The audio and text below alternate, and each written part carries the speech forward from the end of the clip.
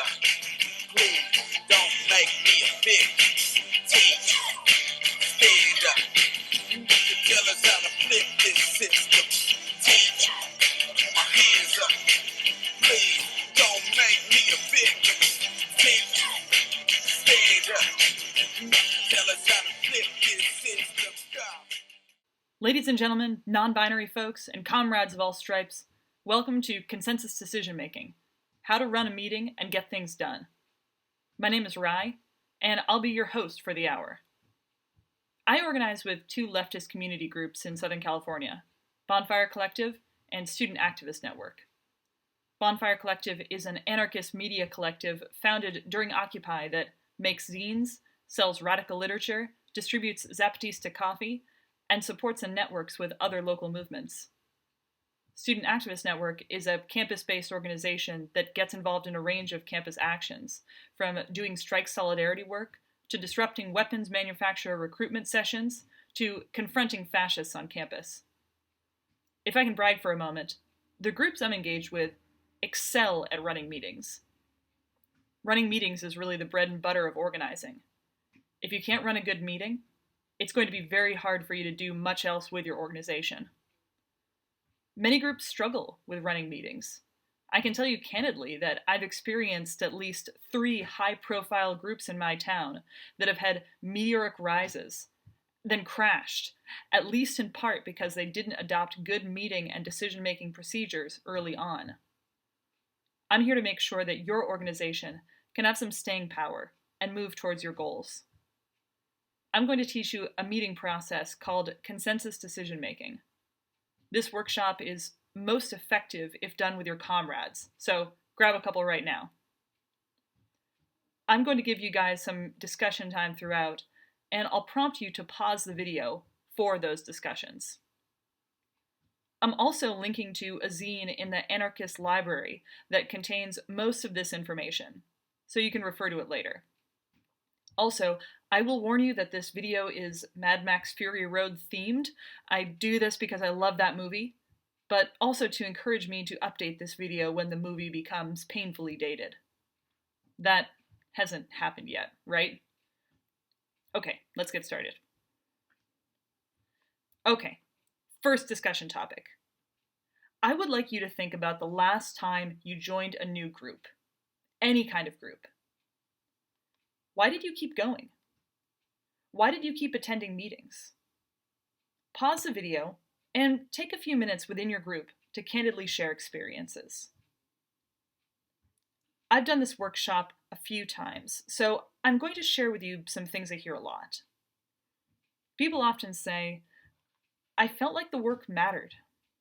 In other words, your time together felt meaningful, and you probably had a good amount of affinity with those around you. I felt heard. People respected you and appreciated your insights. People on the left often want to get mobilized because they feel dehumanized by the system. It's wonderful to be able to have a space where we can feel appreciated. We got things done. Hell yeah. That's why we showed up, right? Now, I'd like for you to think about the last time you stopped attending meetings. Why did you stop? Pause the video again and share your stories. Here's what I hear a lot of times. I got burned out. This is a really common one for people who are really productive and love to take on responsibility. In poorly run groups, these people tend to accumulate all the bottom lines, or tasks. There's no procedure for sharing responsibilities, so they eventually drop out. I felt like my time was wasted. If meetings aren't run well, you'll end up leaving without a clear sense of what to do next, or a clear sense of what you were even doing over the past hour and a half. Without good process, you're not going to build a solid, actionable campaign because you didn't have purposeful conversations, come to decisions, and make plans for carrying them out. For motivated people, wasting time is a non-starter. It didn't matter I was there. Oftentimes in organizing, it feels like the decisions are always being made somewhere else, by another person. especially with big hierarchical groups, that's often the case. It's often the case that simply the structure of the group makes it so you're never heard. So, if no one is considering your opinion, why would you keep going? Now, I want you to hold all of these ideas in your head. But real quick, I have another activity for everyone. This is a page out of a US Army strategy book. It's from the 1940s, and it's a handbook for ally spies and sympathizers who were trying to disrupt Axis meetings. In other words, these are all tactics for how to sabotage a meeting. Does any of this sound familiar? Pause the video, take a look at the list, and discuss. I'm desperately interested in what you guys ended up talking about specifically, but I'd venture a confident guess that you've all been to meetings where people were doing exactly this kind of thing. So, whoever was doing that, do you think they were a cop? Probably not. Probably they were just a well-meaning participant. In other words, we are entirely capable of messing up our own meetings. It takes good process to be able to keep even ourselves from wasting our time on unproductive or dehumanizing meetings. So, given this discussion, I want to mark down a couple goals for us that we're going to try to make our meeting process address. We're going to try to encourage participation. So we're going to emphasize listening to each other, soliciting each other's opinions, and sharing ideas in an inclusive way. And we're going to get things done, which means we drive toward making decisions and taking action while sharing responsibilities for both. I'm going to make the case that using democratic procedures in your organization will be ideal for achieving these goals. I also know that democracy makes some people nervous. This is particularly true if you usually think you have great ideas that everyone else should just follow. So, I'd like you to consider with your group, what makes us worried about democracy? This is a big question, so pause the video and talk it over with your group. Thanks, comrades. In my experience, as both an organizer and a sociology teacher, when you ask people what they worry about when it comes to democracy, they usually say things like factions. People are often worried that if you have democracy, you're going to see people split on issues, and those splits will ossify into opposing camps that become really hard to shake. Coups. Sometimes people worry that a small but influential group will march in and convince just enough of the group of some harebrained idea, and the group will totally run off the rails. We've all probably seen some version of this with local elections, even if we might not call it a coup. Someone with really bad politics comes in and is able to mislead voters. They're usually able to do this because they have a lot of resources, and they prey on low information voters. In other words, coups often happen when there's a significant hierarchy such that the group leader has all the money and all the information, and the voters themselves are vulnerable to being marketed to.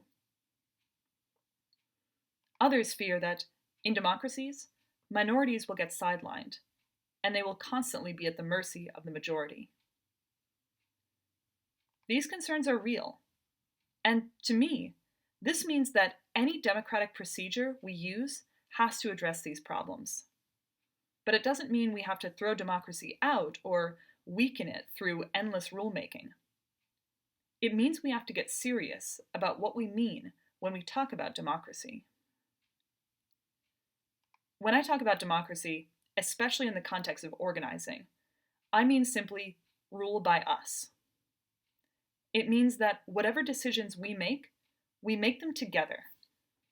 And everyone who is doing the work of the organization gets to have a hand in shaping what those decisions are. In this sense, participation is paramount. It's not a democracy unless you get to participate in the decision-making process. One of the clear benefits of having everyone participate in the decision-making process is we make better decisions. This is true simply because we have more people who are able to offer their ideas. We get more information and more chance for deliberation, so we make more good calls. When everyone gets to have a role in the decision making, people are more likely to commit to their work. And when decisions are being made with the whole group, it gives everyone a chance to take some of the responsibilities. So, democracy means that we all share the work, and that prevents burnout. Finally, when you're constantly involved in the decision-making process and always taking on new kinds of tasks with people, organizing becomes an incredible opportunity for personal growth. You'll see yourself becoming more competent and more confident inside and outside your organizing life. Let's talk next about some things that democracy is not, but that, especially in this country, we think it is. I think this conversation will actually get us a fair way to dispelling some of our fears about democracy. Democracy is not just voting. Voting is when you indicate your preference for or against something, or choose between a set of options. But before you vote, there was a process by which those options were created and placed before you.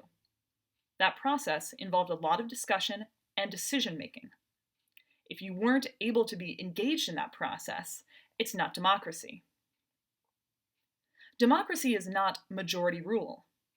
If democracy is ruled by us, majoritarianism is really only rule by us if by us you mean the most people or the most powerful people. But if us means every one of us, then majority rule is certainly not sufficient to democracy. Finally, democracy is not electing representatives.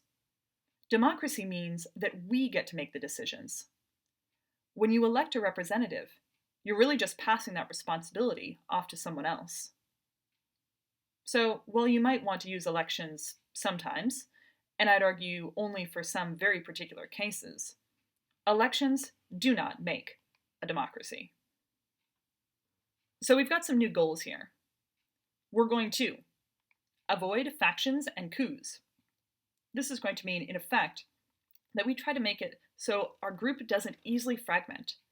And we also want to make sure it's hard for someone to come in and push the group off course by misleading a large portion of us. We're also going to make sure we protect minority positions within the group. With our clarified sense of democracy, this shouldn't be too hard.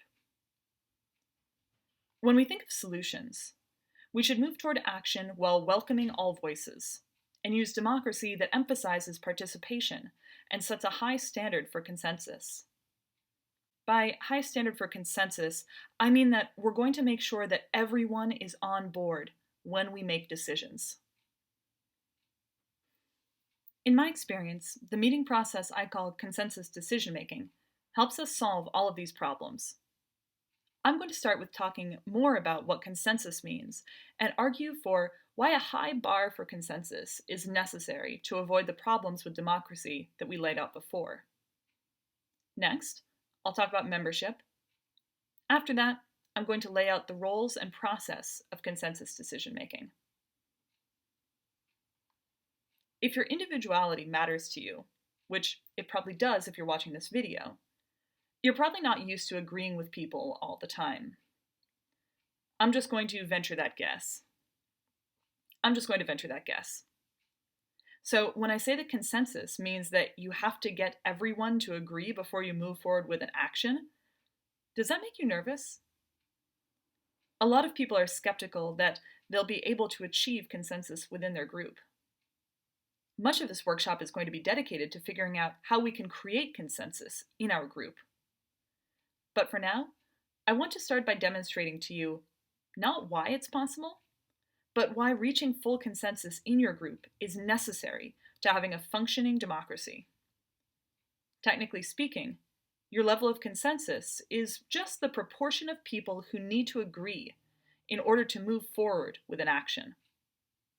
In effect, when you set your threshold for consensus, whether that's 51%, 75%, or 100%. You're considering what proportion of you constitutes the us of democracy. So keep that in mind. If you go for just a little more than half of people in agreement, say 51%, you're going to create factions. That's because any proposal only has to have a little more than half the group in favor. That means there won't be much incentive for group members to convince others that their idea is good, or seek out better alternatives. This is a recipe for factions. And remember, that was what we were trying to avoid from the beginning. At the same time, I don't think factions are a bad thing inherently. Factions force us to reevaluate who we are. It might be that our group is made up of people with wildly different commitments. In such cases, those groups should split up. Schisms are serious business, but they're an expression of autonomy and self-determination. With a 75% consensus threshold, things are looking a little better. It's less likely you'll get factions, but it's not impossible. More dire here is the likelihood that minorities existing in that 25% will start to always feel like outsiders, and they'll never get heard. That means it's likely they'll leave. Think of consensus as setting a bar not just for agreement, but for how many people you're okay shutting up or losing each meeting. It makes sense to make consensus high, and that drop-off bar low. That's why I advocate for full consensus. Full consensus will encourage people to talk to each other and try to come up with the best ideas through dialogue. Full consensus is the only way to prevent factions. In fact, it makes factions structurally impossible. It also prevents coups. After all, it's pretty hard for someone to just waltz in and convince everyone in a group of a bad idea, especially if everyone in the group has access to a lot of information about what's going on, which they will if they're made to be active participants in all the group's work. It also means that minority positions always have a voice, and proposals always need to address their concerns. I want to argue that setting a high bar for consensus is actually what creates consensus. It creates consensus because it forces people to have purposive conversations to develop the best plan that can bring everyone on board. There's one more way that you can prevent coups and keep your group resilient to sabotage: membership rules. Having a process for deciding who is a member and who is not, and having a process for making sure decisions don't get made when all the members are out of town, is crucial to making sure your group doesn't get knocked off track. There are 3 rules that we have surrounding membership, which determines who is a member. Being a member means that you have membership duties, such as helping to lead meetings and taking bottom lines, and membership rights, such as the ability to vote. Non-members can't vote. First, in order to join the group, you have to agree to the points of unity, which is a big list of things that the group stands for. Our list defines our group as anti-capitalist, anti-racist, anti-statist, pro-queer, pro-fem, anti-ableist, anti-authoritarian, decolonial, ecological, anti-speciesist, and more. Having these points of unity and requiring new members to affirm them in order to become a member not only helps us weed out people we wouldn't want to organize with anyway, but it prevents us from taking actions that would go against our core values. Next, new members have to be voted in with full consensus. The new member is asked to not attend the meeting at which their membership will be voted on. This is to make sure that current members can freely discuss the new member's strengths and weaknesses. It gives the group a chance to ask, hey, is there anything we should know about this guy? Have we heard anything weird about them? The membership vote goes both ways. At any time, members can call for a vote to expel a member.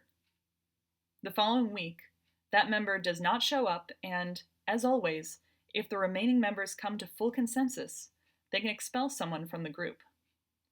This rule makes it impossible for someone to waltz in and muddle up the group's process or seize power.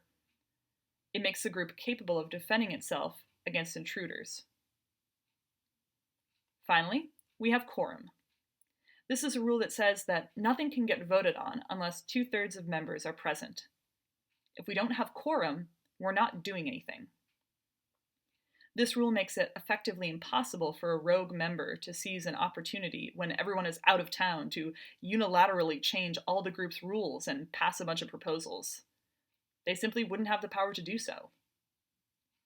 Now that we've got the ground rules laid out, I'd like to invite you to pause the video so you can check in with each other and work through any questions you might have.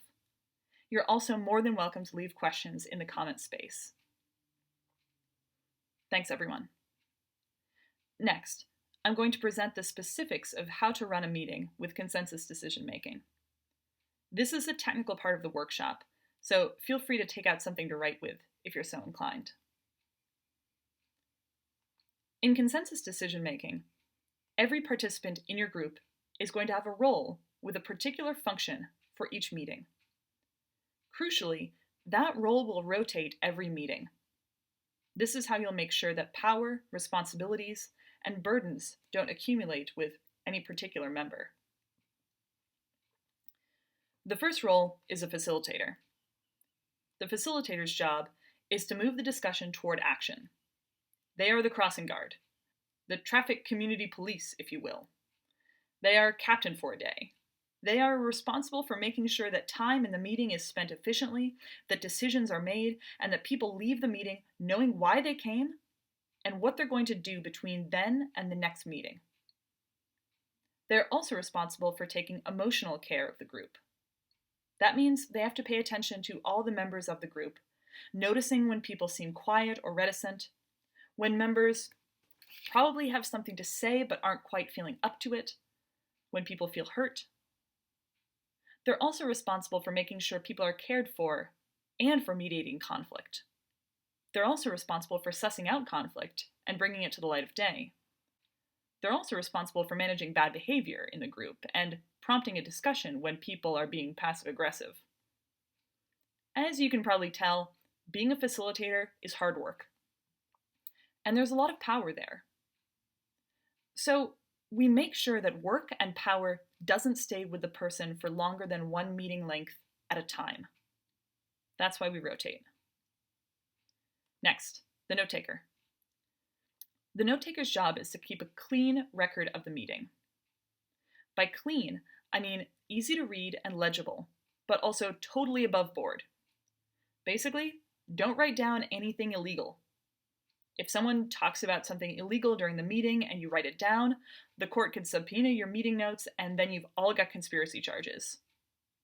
The note taker is also there to keep the facilitator organized. The note taker should always know the order of events for the meeting so they can help keep the facilitator on track. Finally, the other members. Other members have responsibility during the meeting too. Their role is to engage in focused discussion of all meeting topics. They should, for example, not be looking at phones during the meeting. They need to stay committed to reaching consensus. They need to want to come to agreements with other group members. Consensus decision-making doesn't work if some members don't really care what others think, or they just want everyone to agree with them all the time. Members also need to take responsibility for their ideas. That means if you've got something to say, you need to step up and say it. While it's the facilitator's job to take emotional care of the group, you can't just wait for the facilitator to call on you to ask for your opinion. In a democracy, being a member means being an agent. All of these roles are important and challenging in different ways. We rotate roles to share work and prevent power from accumulating in just a few people. But we don't just rotate because we're trying to keep bad things from happening. We also rotate because we want to make good things happen. Specifically, we want to use our meeting times as a time to learn new skills and push ourselves in healthy ways and in safe spaces. A lot of times, people ask me, does everyone need to facilitate? What if someone is shy? Whenever people ask me that, I think back to who I was before I started organizing using consensus decision-making. Prior to my joining Bonfire, I'd never facilitated a meeting in my life. I wasn't all that comfortable with expressing myself in front of people or leading discussion. Sure, I talked a lot in class and did well in school, but I'd never been trusted with the task of guiding my friends through a purposive conversation. It was a lot of responsibility at first, and I wasn't great at it when I first started. But because I had a chance to practice facilitating in a friendly environment, and because I had support from other group members when I got stuck, I got better. And now I am a fundamentally different person. I have grown and developed. Now, when I'm not organizing, I'm a teacher. The role that I have now would have been unthinkable to me before I started organizing with consensus decision making. So, when we start to ask whether we should exempt people from things that are hard, I want us to first stop and ask, is the skill we're exempting them from worth learning? If so, we should ask next, how can I, as a group member, give my friend the space and the support they need to grow? Okay, now that we've got the roles out there, I'd like for you guys to pause the video and have a conversation about the roles that each one of you excels at, and which roles pose some challenges for you. Next, let's talk about meeting structure. I recommend the following meeting structure for absolutely every meeting you go to, big or small. Start with introductions. Introductions should include your name and pronouns, even if you've known each other for years. One day, I used the introduction section of a bonfire meeting to come out to my friends as non-binary. Building name and pronouns into every meeting is a great way to provide an unembarrassed opportunity for people to make public changes for how they want to be seen by their friends. Don't skimp on this. Trust me. You can also start with an icebreaker question. However, I do caution you that big, open-ended icebreakers can be a huge time suck, especially in big meetings. Keep your icebreakers short so that people can answer them in just a few words or a sentence. Do not ask things like, "Why are you here?" Particularly during trying times when you have a lot of new activists entering the scene, these questions can prompt long speeches that you simply don't have time for. Next, time for announcements and report backs. This is a space for people to share information, publicize events, and talk about whatever organizational activities they may have completed between meetings. These report backs should be brief, but they are essential because this is how you'll build your agenda. That's right, your agenda for the day's meeting will be developed on the spot from your report backs. I cannot emphasize this enough. To do democracy right, you have to build your agenda with everyone present. Do not write them before the meeting. Pre-meeting agendas create pre-meeting meetings. Pre-meeting meetings create cadres. While it might seem efficient to start your meeting with a pre-made agenda, it is not democratic, and it could lead your members to feel like they don't really have a say in what's being discussed. That's how you get people to leave your group and never come back. And losing members is definitely not efficient. As members give report backs, it's usually a good idea for the facilitator to ask if they want to put the report back on the agenda. Once report backs are finished, the facilitator will order the agenda items, and the rest of the meeting will be spent working through those agenda items. As you discuss the items, the facilitator will always be trying to turn agenda items into proposals that will be voted on, or into bottom lines, or tasks, that individual members will take on. Let's talk more about proposals. As you're talking along in your group, you're going to be making a lot of little decisions. It's useful to make these decisions transparent and explicit as you work through your meeting. In democracy, tacit approval of certain courses of action are never sufficient. If you want everyone to be on the same page and know that they're on the same page, you'll need a process for how to make that clear. Doing so will save you tons of time, since it allows you to work through conversations in a systematic way, it prevents conflicts from going unnoticed, it brings to light better ideas, and it keeps conversations from doubling back on themselves. Proposals work as a process for making all the decisions your group makes clear, and they come in 4 steps. After discussing an agenda item for a while, consensus will start to emerge about what your group wants to do about it. At this time, it will be useful to formulate a proposal. To make this clear, you can use the language, "I propose that." Formulating a proposal is how you clarify the conversation you've been having and concretize a plan for going forward. You should include in your proposal who's going to bottom line doing the main work. A bottom line is a task, and we call it a bottom line because nothing that your group talks about matters unless someone does it. So the task is your bottom line. It's good to make sure that bottom lines are divided up somewhat evenly over the course of the meeting, taking into consideration people's expertise and availability. We care about expertise because we want to appreciate what people are good at. But it's also important that we make sure that everyone becomes a little bit of an expert in everything. We call this skill sharing, and it prevents bottlenecks. If only one person knows how to copy zines, and that person is out of town right before your big event, or they move away, you're out of luck. You've created fragility in your system. So teach each other how to do things well and build some resilience into your system. We care about availability because if someone has a really busy week and they agree to take on a lot of bottom lines, they're either going to, 1, not do them, or 2, have a breakdown. These are not good things, either for them or your group. Notice that thinking about both availability and expertise limit the possibility for bottlenecks. Set up your bottom lines to avoid bottlenecks, and you'll be much more productive. Next, you'll discuss the proposal. The facilitator should prompt the group by saying something like, "What do folks think about this?" Through this discussion, the group will try to arrive at consensus. This means they'll actively be trying to address each other's concerns, perhaps even changing the proposal in the process. The goal here is not to get everyone to just agree with you or agree with each other. The goal is to give people cause to agree, because the idea is just so damn good. It's only after the group is sure that it's created the best possible proposal and is pretty sure that they're all in agreement that they'll call for a vote.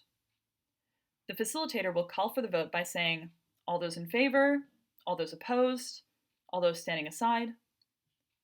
The vote creates the decision. But notice that the drama of democracy is no longer on the vote itself, as it tends to be in a representative model of democracy. The drama of democracy is in the discussion, in the participation. I think that's where it should be. Now, I want to drill down into the voting step a bit more. When you're voting, you get 3 choices: yes, stand aside, and hard block. Yes means that you are in favor of the action. Not only that, you are enthusiastic. As a general rule, you should be excited about all the stuff that your group is doing. A stand aside vote means that you're not excited about the proposal and you're not in love with it, but you're okay with the group doing it. Having a few stand asides for each vote is okay, but if I'm facilitating and I see a lot of thumbs go sideways, I take that as a sign that we haven't discussed the issue enough and that we haven't arrived at the best plan yet. In my groups, in order for a proposal to pass, you need to have 2/3 of members present and voting yes. Finally, there's the hard block. The hard block is the nuclear option, so to speak. If you're operating on full consensus, which means that everyone has to be on board with the proposal before you move through with it, a hard block or no vote means that you don't get to move forward with the proposal. Let's play this out. Say your group is about to vote for a proposal to carry out a really risky act of sabotage. You're not sold on the idea, not because you are morally opposed to sabotage, but because you don't think it's the right tactic, and the action is likely to put a lot of people in danger. You voiced your concerns, the group is gung-ho about it, it comes around for the vote, there's no convincing them otherwise. You could decide to stand aside, indicating that you don't support the action, but you're not going to stop others from doing it. But you realize that if the group undertakes this action in the group's name, there will be social and legal repercussions for everyone. And if things go really bad, this could be the end of your group. In other words, this isn't a case where you can opt out and save your skin. The only way to do what you feel is right is by stopping the whole group from doing it. So you decide to hard block. That means that so long as you are in the group, you are going to prevent the action from going forward. This presents an important ethical problem for people dedicated to autonomy and democracy. If you really do not want the group to undertake the action in the group's name, and you vote against it, that means you prevented a whole group of people from doing what they really want to do. In fact, they are so dedicated that you are not able to budge them. But if you vote in favor of it, or decide to effectively excuse yourself from the vote by voting to stand aside, then your group is going to do something that you fundamentally disagree with, and you have an ethical responsibility to yourself to stand up for what you think is right. The only thing that it makes sense to do, if we believe in autonomy, self-determination, and democracy, is for the person who is hard blocking to leave the group. In effect, a hard block means that you would be willing to leave the group over an action. That's the only way to uphold consensus and affirm individual autonomy. Hard blocks are serious business, and they're designed to be that way, so we don't use them frivolously. In this way, hard blocks are actually designed to help us move through impasses and prevent people from being a stick in the mud. If it's serious business to stop people from doing what they want to do, we're likely to try harder to reach agreements. 3 things can happen when a hard block happens. First, if the group still wants to go ahead with the action, they ask the hard blocker to leave the group. Second, it's possible that the group decides, whoa, this is serious, maybe we should go back to the drawing board and ditch this idea.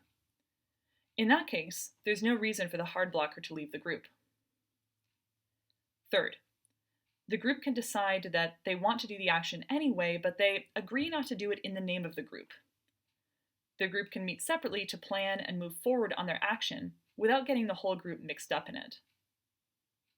Now, I should say, hard blocks are extremely rare. Bonfire Collective, a group that has been around for almost a decade, has never once had a single hard block. That's because we are committed to reaching consensus, and we listen to each other. Thank you so much for your time, comrades. I want to conclude by going over some questions that I get asked a lot when I do these workshops. I'd love for you to pause the video whenever you like and talk about my answers to these FAQs and see if you agree. What if I'm too shy to facilitate? Just to hammer home the point, organizing requires that you learn how to lead. You have the responsibility to be daring, and your group has the responsibility to support you as you grow. Are elections ever useful? Remember that whenever you elect someone to make decisions, you are undermining your own power to make decisions. It is entirely possible to vote away your power, and I see groups do it all the time. If you're thinking about holding elections, make sure you can answer the fundamental question: is there a compelling reason for just one person to have this power? Or do I just think that it will be faster to give one person this power? As a reminder, bad calls slow things down.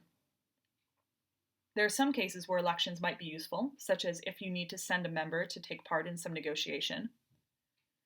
Even in those cases, I encourage you to think of your elected representative more as a delegate than as a decision maker, and make sure you have a process for revoking them if they do a bad job.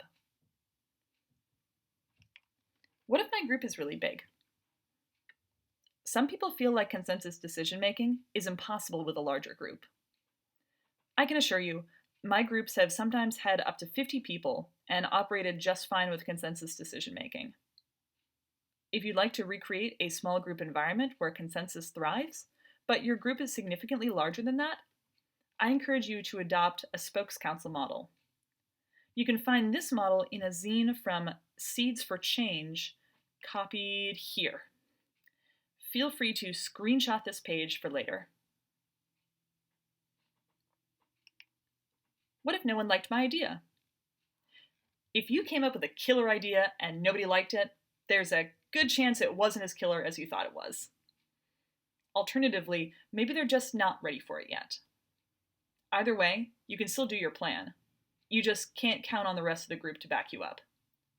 Remember, your group is not the boss of you.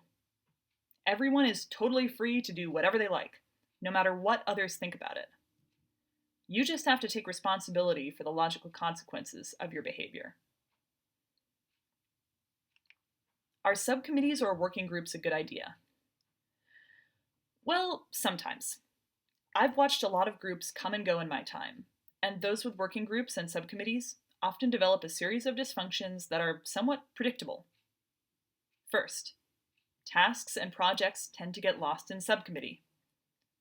When I used to do Model United Nations in high school, we always used to joke about things getting lost in subcommittee.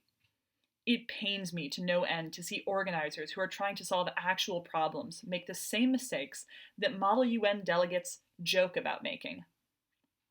The basic problem is, if you take a project and put it into a subcommittee, it makes it harder for the rest of the group to keep track of it. And rather than having an individual with a name accountable for completing a bottom line, we now have a nameless subcommittee accountable instead. It creates a lack of accountability, and it gives people in that subcommittee a way to hide their problems and let them fester. That becomes a second problem. Subcommittees create a barrier to transparency. Let's take a concrete example. Let's say I want to plan a May Day rally, and we create a working group for it. Now, we're no longer talking about the May Day rally as a whole group. That conversation is only happening in the May Day working group. Now, decisions will inevitably start getting made in the May Day working group, and the whole group has no way of seeing what those decisions are. The May Day working group is not sufficiently accountable to the whole group, and its decisions are not transparent to the rest of them either. Maybe they're doing a real bang-up job. Maybe they're totally bungling things. We'll never know. We'll have to ask them. And that's the third problem. Having to remember to ask what's going on in the May Day working group means that the working group might not be honest about what they're up to, and having to share everything they're doing creates a transaction cost. Not only do they have to have the conversation and make the decision, but now they have to present that decision to the rest of the group, and the rest of the group is going to probably want to have a discussion about it. Because it's taken so long to figure out what's going on in the May Day working group, it's possible that another working group has actually already done something that the May Day working group has been working on. In this way, working groups can create redundancy simply because there was a barrier to communication created by the very structure of the working groups. There are other problems too. Are working group meetings going to happen in addition to regular meetings? That sounds like a lot of meeting time to me, frankly. Are they going to happen instead of regular meetings? Seems like that's going to take a lot of time away from your whole group conversations. Finally, are you actually doing enough projects well to warrant having a ton of working groups? If you only have a few people on each project, you're likely going to end up doing a lot of things poorly, rather than just a couple things well. And constantly falling short on projects is how you lose steam. My advice? Structure your organization based on the bandwidth you have, not the bandwidth you want. Start with just a couple projects and only take on more when you've won some good victories. That said, individuals are always the people who get things done, and sometimes it takes more than one individual to get something done. So, in those cases, You can designate a temporary task force to, say, work with Parks and Rec to reserve a park on May Day. But don't make that task force a permanent thing. There's simply no need for that. If you create a dealing with bureaucracy working group, all of a sudden you'll find that only a few members of your group know how to deal with bureaucracy. And that goes against our ethic of skill sharing. Okay, finally. How should we communicate between meetings? I've literally seen enormous organizations rise and fall because of the communication style that they use between meetings. Electronic communication can be really useful for quick updates and to coordinate on the fly. But texting and messaging is terrible at conveying emotionally appropriate communications. Org-specific chat rooms like Slack or Mattermost can become toxic places fast. Mattermost and Slack are also poor conduits for absolutely essential information, such as changing to meeting times or Zoom links, since it will create a hierarchy between those who are constantly online and those who actually have healthy, busy lives. Messaging services with a ton of channels, like working groups, makes it really easy for important information to get lost. If you need to set up a meeting time, it's best to use email or text. You should also never make decisions on any electronic communication. Because these decisions will be made asynchronously and without discussion, people who happen to be on their phones all the time will always have the upper hand. Finally, never type anything on an electronic messaging service that you would not scream into the face of a cop. So use caution, even on encrypted services like Signal.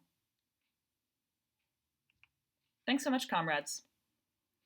If you like this style of organizing, but you feel like you want a little bit of help along the way, I've attached a link to a worksheet that you can use to structure your next meeting. Now, get out there and get organized.